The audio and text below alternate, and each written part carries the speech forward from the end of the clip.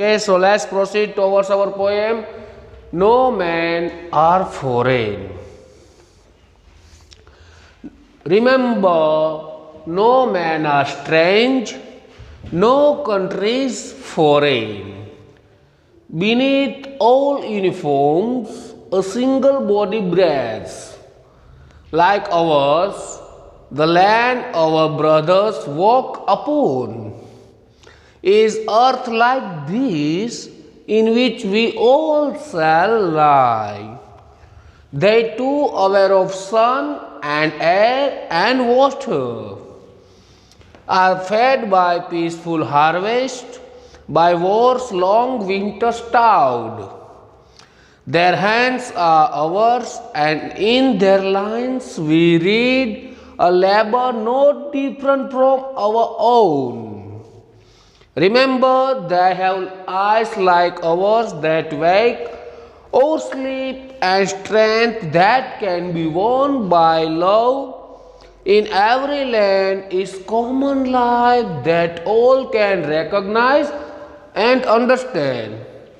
Let us remember, whenever we are told to hate our brothers, it is ourselves that we shall dispossess, betray, condemn.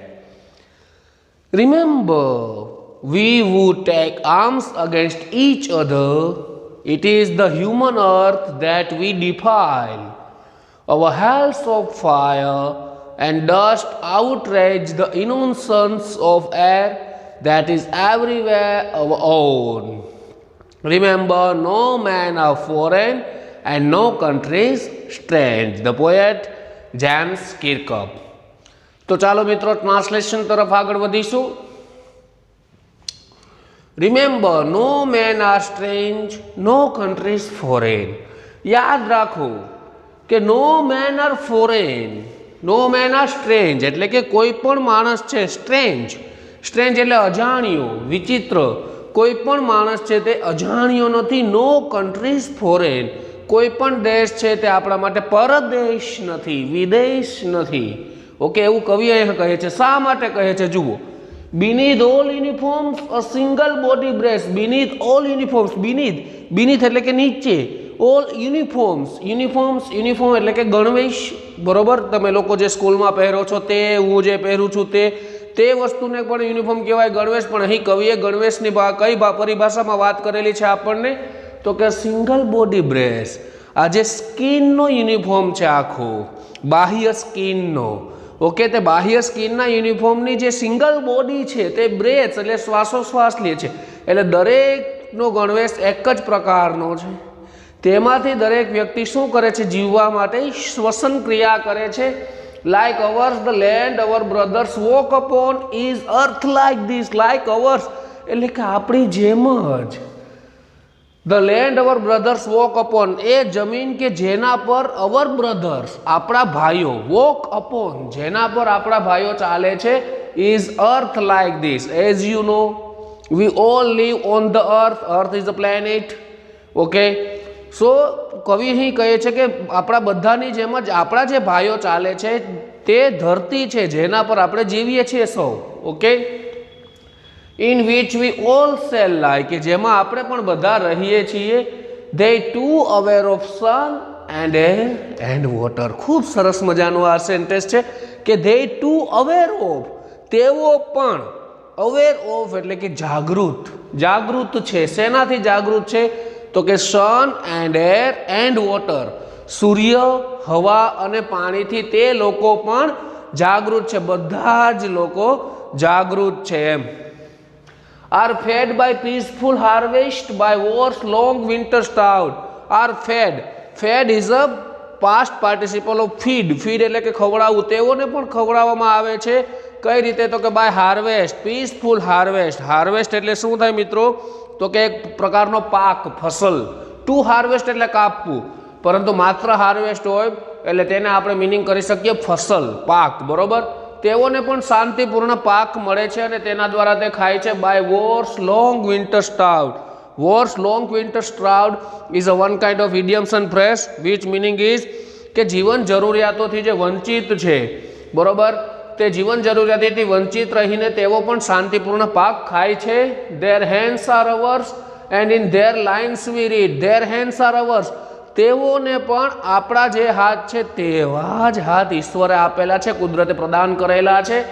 And in their lines we read, અને તેની જે હાથની રેખા છે તેમાં જે આપણે વાંચીએ તો labour not different from our own. આ લેબર એટલે કે વર્ક, ટાસ્ક, કે તેઓનું પણ જે કાર્ય છે તે not different from our own, તે આપણાથી જુદું નથી એમ.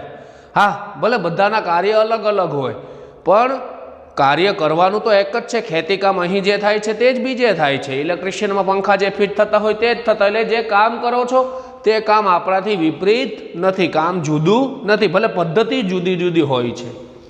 Remember they have eyes like ours. Remember, વારંવાર આપણને કવિ યાદ કરાવે છે કે યાદ રાખો મિત્રો, they have eyes like ours. તેઓને પણ આંખો છે. કોની જેવી? તો કે લાઈક અવર્સ, આપણા જેવી. ધેટ વેક ઓર સ્લીપ, કે જે જાગે છે અને ઊંઘે છે આપણી જેમ જ.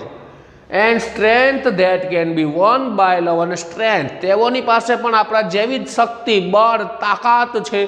That can be one by લવ, કે જે પ્રેમથી જીતી શકાય છે. શક્તિશાળીમાં શક્તિશાળી પુરુષ હોય, સ્ત્રી હોય કે માણસની જાતિમાં બધા આવીએ છીએ, જે પણ હોય તેને પ્રેમથી જીતી શકાય છે. In every land is common life. કવિ કહે છે કે ઇન એવરી લેન્ડ, દરેક ધરતી પર, દરેક ભૂમિ પર, ઇઝ કોમન લાઈફ, એક સામાન્ય જીવન હોય છે. That all can recognise and understand, કે જે બધા જ શું કરે છે? રેકોગ્નાઇઝ એટલે કે ઓળખી શકે છે, એન્ડ અન્ડરસ્ટેન્ડ સમજી શકે છે. Let us remember whenever we are told to hate our brothers. Let us remember, ચાલો મને યાદ કરી લેવા દો, આપણને યાદ કરી લેવા દો કે વેનેવર, જ્યારે પણ, વી આર ટોલ્ડ, આપણે આગળ ટોપિક શીખી ગયા છે active voice and passive voice. તો વેનેવર વી આર ટોલ્ડ, જ્યારે પણ આપણને કહેવામાં આવે છે ટુ હેટ અવર બ્રધર્સ, આપણા ભાઈઓને નફરત કરવાનું. ટુ હેટ એટલે કે નફરત કરવાનું. It is our selves that we shall dispossess, betray and condemn. તો તે આપણી જ જાત છે. ઇટ ઇઝ અવર સેલ્સ, તો તે આપણી જ જાત છે કે ધેટ વી, કે જેને આપણે શું કરીએ છીએ? તો કે ડિસ્પોઝિસ, બીટ્રે એન્ડ કન્ડેમ. ડિસ્પોઝ એટલે કે પ્રતિકાર કરવો, કે જેનો આપણે પ્રતિકાર કરીએ છીએ. બીટ્રે એટલે દગો દેવો, બરોબર. અને કન્ડેમ એટલે વખોડવું, કે જે આપણી જ જાત છે કે જેને આપણે પ્રતિકાર કરીએ છીએ, દગો દઈએ છીએ અને વખોડીએ છીએ. આ ત્રણેય શબ્દો મિત્રો ખાસ યાદ રાખી લેજો. Remember V would take arms against each other. યાદ રાખો કે વી વુડ ટેક, કે આપણે કે જે લઈએ છીએ શું? આર્મ્સ અગેન્સ્ટ ઈચ અધર, એકબીજાની સામે જે હાથ ઊંચા કરીએ છીએ, સામા કરીએ છીએ. It is the human earth that we define. તો તે આપણી માનવીય ધરતી છે કે જે આપણી માનવીય ધરતીને આપણે શું કરીએ છીએ? હ્યુમન અર્થ ધેટ વી ડિફાઇલ, કે આપણે આપણી માનવીય ધરતીને શું કરીએ છીએ? ડિફાઇલ એટલે પ્રદૂષિત કરી રહ્યા છીએ, કે આપણે આપણી માનવીય ધરતીને જ પ્રદૂષિત કરી રહ્યા છીએ. ઓર હેલ્સ ઓફ ફાયર, હેલ્સ ઓફ ફાયર એટલે જ્વાળા, એમ એક પ્રકારની જ્વાળા જે છે, નફરતની જ્વાળા.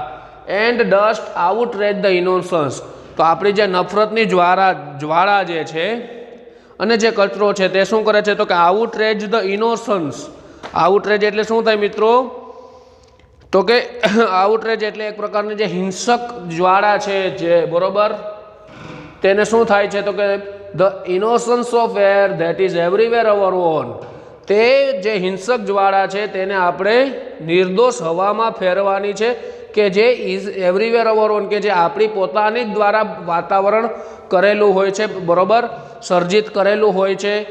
આપણે લડીએ છીએ, ઝઘડીએ છીએ એકબીજા સામે, બોલતા હોઈએ છીએ, હાથ ઉગામતા હોઈએ છીએ, તો તે આપણી જ ધરતી છે કે જેને આપણે પ્રદૂષિત કરી રહ્યા હોઈએ છીએ અને તે હિંસક આપણી ધરતીને બનાવી દઈએ છીએ. તો remember no men are foreign and no country strange.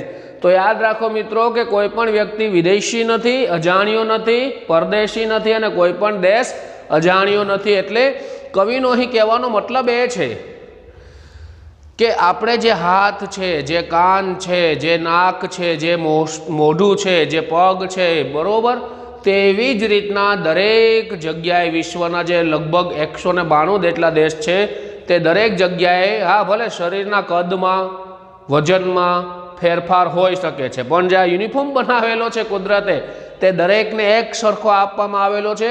તો એ દરેક આપણા ભાઈઓ છે, આપણે વિચિત્ર નથી, આપણે અજાણ્યા નથી, આપણે બધા એક છીએ એવી ભાવના અંદરથી લો કે આપણે જે હાથ છે તેવા જ તેના હાથ છે, આપણે જે આંખ છે તેવી જ તેની આંખ છે, આપણે જે કામ કરીએ છીએ તેવી જ તે કામ કરે છે, આપણે જેમ હવા પાણી સૂર્યની જરૂર પડે છે તેમ જ તે લોકોને પણ જરૂર પડે છે. ઓકે, તો આ સુંદર મજાની પોયમ દ્વારા કવિએ આપણને ભાઈચારાની ભાવના, બ્રધરહુડની ભાવના વિકસાવવાનો એક સુંદર મજાનો મેસેજ પ્રદાન કરેલો છે મિત્રો. તો આ પોયમ તમારા અભ્યાસક્રમ માટે HSC બોર્ડ સ્ટુડન્ટ્સ માટે ખાસ ઇમ્પોર્ટન્ટ છે, કારણ કે આ પોયમ લગભગ વર્ષોથી પૂછાતી આવે છે. આના સ્ટાન્ઝામાંથી તમને ક્વેશ્ચન આન્સર્સ પૂછાશે. તો આ પોયમના એક એક શબ્દ, એક એક પંક્તિ વ્યવસ્થિત યાદ કરી લેજો. ઓકે, અને નોટબુકમાં નોંધ કરી લેજો. So let's bye. It's time to say goodbye from Vagamsi sir, Ambition Study Center. Okay my dear friends, bye.